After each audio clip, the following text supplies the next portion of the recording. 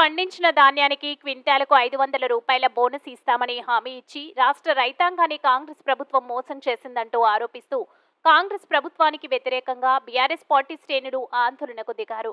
గురువారం మహబూబ్ నగర్ జిల్లా కేంద్రంలోని తెలంగాణ చౌరస్తాలో బీఆర్ఎస్ నాయకులు కాంగ్రెస్ ప్రభుత్వానికి వ్యతిరేకంగా నిరసన చేపట్టారు.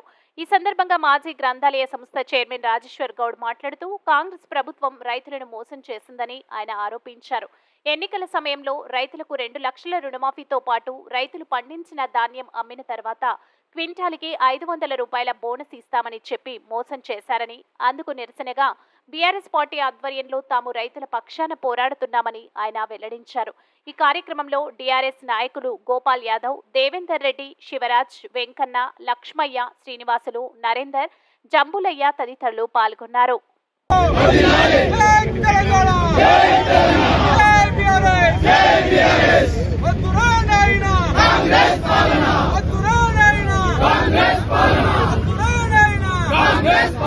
మేనిఫెస్టోలో రైతులకు ఏవైతే హామీలు ఇచ్చిండో ఒక్క హామీ కూడా అమలు కాలేదు. 6 నెలలు అవుతుంది.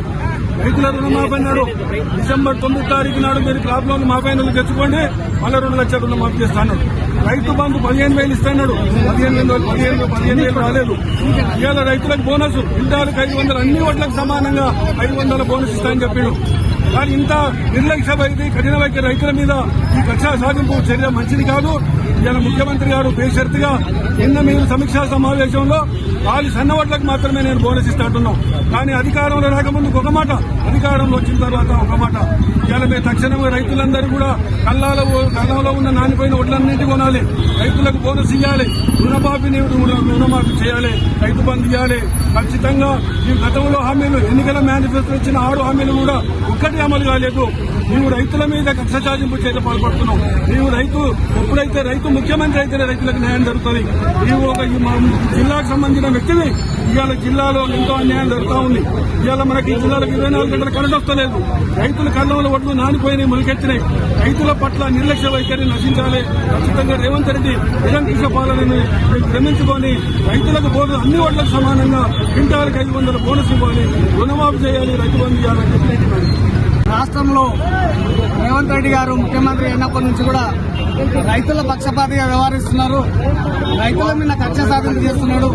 మరి ఆయన ముఖ్యమంత్రి అయితే రైతుల మీద కక్ష సాధన చేయడానికి కూడా చాలా వెనకాడకుండా నిన్ననే చెప్పిండు, సన్నోట్లకు మాత్రమే బోనస్ ఇస్తామా, దొడ్డోళ్ళకి అని అంటున్నాడు.